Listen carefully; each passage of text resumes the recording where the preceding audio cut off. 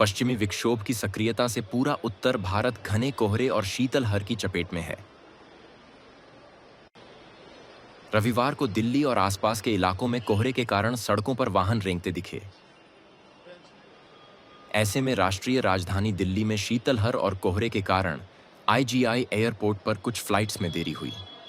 ये वीडियो इंदिरा गांधी अंतर्राष्ट्रीय हवाई अड्डे से है।